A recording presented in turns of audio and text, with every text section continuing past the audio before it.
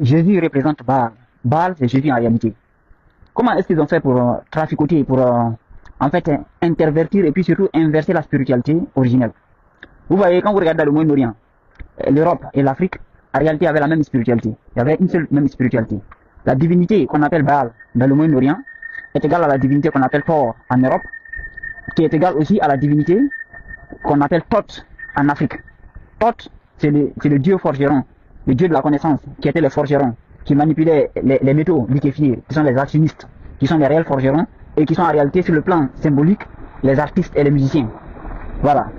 C'est le Thoth, c'est le dieu forgeron, équivalent au dieu Baal, qui est toujours représenté avec le marteau et l'enclume au Moyen-Orient. C'est le dieu qui sculpte l'énergie intérieure. Voilà, c'est le dieu qui permet la transformation intérieure en réalité. C'est la force, mais c'est l'énergie émotionnelle, l'énergie intérieure de l'individu qui est le feu en question. Maintenant, il est égal à Thor, le dieu de la forge où on fabrique aussi les épées, l'épée d'Arthur, pour l'évolution spirituelle, dans les mythes, dans la mythologie scandinave, nordique. On vous parle de l'épée d'Arthur. Mais qui forge cette épée en question? C'est Thor. Maintenant, le problème qui se passe, c'est quoi?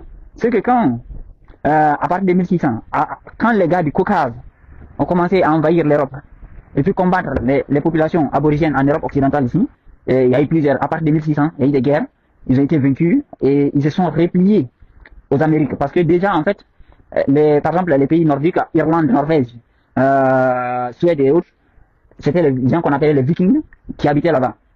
C'était les gens qu'on appelait les Vikings. Mais les Vikings, là, on a les preuves qu'à partir de l'an 1000 et quelques, ils étaient déjà en contact avec l'Amérique du Nord, notamment le Canada. Donc, ça veut dire que, en fait, les populations qui étaient en Europe ici étaient connectées aux populations aux Amériques. Du coup, quand ils ont été vaincus en Europe ici, quand ils étaient persécutés, c'est devenu invivable en Europe ici, ils ont fui là-bas. Tout comme aujourd'hui, par exemple, quand les pères en Guinée, par exemple, ont été persécutés, ils ont fui au Sénégal, en Côte d'Ivoire. C'est comme ça que les gars ont fui aux Amériques, à partir de 1600. Notamment, ils ont commencé par les Antilles, ils se sont dispersés dans les Antilles, et ils ont fait plusieurs points de chute, parce que, évidemment, quand tu es immigré pauvre, parce que c'est que les gens ne comprennent pas, les premières vagues qui sont allées aux Amériques, c'était des colons, mais pas des colons au sens où les gens qui venaient combattre pour prendre la force, non. C'était des colons dans le sens où c'était des immigrés qui venaient s'installer pour vivre. C'est comme si on disait aujourd'hui, je sais pas, les Africains qui viennent en Europe sont des colons. Parce que, évidemment, beaucoup ne rentrent jamais en Afrique. Donc, quand ils viennent, ils cherchent à s'installer, ils veulent se fixer, donc, ils vont occuper la place. Donc, c'est une forme de colonisation, par exemple, l'immigration massive de l'Afrique vers l'Europe actuellement, c'est une forme de colonisation en réalité. Et bien, c'est le même type de colonisation qu'il y a eu, la première forme. À partir de 1600, ils sont allés aux Amériques. À partir de 1600, les Mélanders d'Europe se sont enfuis aux Amériques. Premièrement, ça a été les dirigeants, les lignées royales et autres. Après, la population a suivi. Donc, de 1600 jusqu'à 1800, jusqu'à vers les 1850, ça a été les Mélanders d'Europe qui se sont enfuis. C'est pour cela que, aux Amériques, aux Antilles, jusque dans les années 1950 ici, il y avait plein de gens qui se disaient Irlandais d'origine, Écossais d'origine, Anglais d'origine, et puis ils étaient Mélanders. Ils avaient la peau foncée. Ils disaient qu'ils venaient d'Angleterre, ils venaient d'Irlande, ils venaient d'Écosse, de Norvège. On les appelait, entre guillemets, Norvégiens noirs, Irlandais noirs, Anglais noirs. Maintenant, les gens pensaient qu'ils s'inventaient des histoires pour ne pas reconnaître que, ouais, ils seraient descendants pour ne pas reconnaître qu'ils auraient été descendants d'esclaves, ou bien qu'ils viendraient de l'Afrique. C'est-à-dire que les gens pensaient que c'est pas si ont honte de reconnaître qu'ils viennent d'Afrique. Mais en réalité, il y avait des milliers de gens aux Antilles, dans les Caraïbes, et puis jusqu'aux Amériques, jusqu'aux États-Unis, qui disaient que, ouais, ils étaient d'origine irlandaise et machin. Mais à force d'être boycottés, voilà, et puis encore, voilà, avec toutes les persécutions qui se sont passées là-bas, ces gens-là, finalement, se sont évanouis, disparus, en fait, mélangés aux autres et puis disparus. Voilà. Maintenant, pourquoi j'en parle? En fait, c'est-à-dire que le culte, ces gens-là, ils sont partis avec leur culte, en fait. Et leur culte est aujourd'hui présent là-bas. Mais qu'est-ce que les gars ont fait? Ils ont transformé Baal en baphoné. À partir de 1800, ils ont inventé le baphoné. Le baphoné que vous voyez aujourd'hui qui est très célèbre. On dit c'est le symbole du diable, machin, machin. Partout on les représente, quand on voit des artistes faire des signes, des signes avec les deux doigts ou bien certains types de signes, ils ont fait des signes du baphoné, le diable. En fait, ce baphoné-là, il a été conceptualisé dans le 19e siècle. C'est-à-dire que 1800 et quelques. C'est un truc qui a été inventé de toutes pièces. Pourquoi les gars ont fait ça? C'était pour masquer la connexion avec la spiritualité ancienne, notamment du Moyen-Orient. Parce que les gars, qu'est-ce qu'ils ont fait? Parce qu'ils ont pris le contrôle de l'Europe ici, à partir de 1800. Donc, suite à, en tout cas, la catastrophe qui s'est passée contre Mode Flood, en tout cas, quelque chose qui s'est passé, en fait, qui a vraiment anéanti le pouvoir des aborigènes, des mélanédermes anciens. Donc, ça a été la race noire qui a pris le dessus. Maintenant, quand je parle de race noire, c'est les noirs, les gens à peau foncée noire qui sont venus coloniser l'Afrique avec les blancs. Les gens qui ont du caucasien en Europe ici. C'est les mêmes. C'est la même race. C'est eux qui ont pris le contrôle du monde. C'est eux qu'on appelle Gog et Magog. Les deux versions de la même pièce, couleurs différentes, aspects différents, aux formes différentes, mais essentiellement pareilles. Voilà. Essentiellement pareil et intérêts convergents. C'est-à-dire que leurs intérêts convergent, l'activité de l'un bénéficie à l'autre et vice-versa. Même spiritualité dans le fond, bien que la forme est différente de l'église catholique romaine et les cultes qu'on dit, cultes traditionnels africains, les mêmes principes des restes humains, des reliques des morts, voilà, culte du sang, des sacrifices et autres. Donc, quand ces gens-là, à partir de 1800, ils ont pris le contrôle, ils ont inventé les États en Europe ici, ils ont inventé les États en Afrique, parce que en Europe ici, les frontières ont été fixées à partir de 1850 jusqu'au début de 1900. Les frontières ont été définitivement fixées. En Afrique, pareil. Donc, maintenant, ils sont allés, et ils ont dominé aussi aux Amériques, donc ils ont créé là-bas aussi les frontières. Maintenant, pour effacer le passé de ces gens-là, parce que sinon, ils auraient eu à reconnaître que, voilà, l'histoire de ces gens-là serait difficile de les contrôler. Donc, ils ont retouché les mythologies et les cultes. Mais le culte est encodé dans l'individu, donc il a tendance à ressurgir. Du coup, il faut lui donner des réponses pour ne pas qu'il cherche plus loin. Donc, par exemple, le dieu Thor, ils l'ont transformé en dieu volant avec un marteau qui s'envole dans les airs, alors que, évidemment, le marteau c'est pour les forgerons. Voilà, donc en réalité c'est un dieu forgeron, mais pour effacer sa connexion avec le dieu Baal du Moyen-Orient. Maintenant, ils ont sali Baal. Maintenant, quand vous voyez dans les carnavals, la pratique du carnaval que vous voyez dans les Amériques et dans toutes les grandes villes d'Europe, en réalité, le carnaval se passe. En réalité, le carnaval, là, c'est carnaval. Voilà, ça vient de carnaval. Maintenant, carnaval, là, ça signifie quoi? Ça veut dire que c'est la viande de Baal. Maintenant, les gens pensent que c'est une célébration de Baal, du carnaval. Non, mais en réalité, c'est un truc qui a été perverti et renversé. C'est-à-dire que c'est une fête où on fait l'apologie de la destruction de Baal.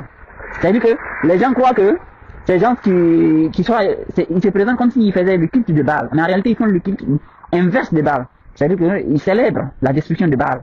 Parce qu'en réalité, Baal, c'est Jésus. C'est le même. C'est le Dieu des pasteurs éleveurs. C'est un Dieu des pasteurs éleveurs. Jésus est le premier-né, le premier fils de Dieu. Baal est le premier fils de El.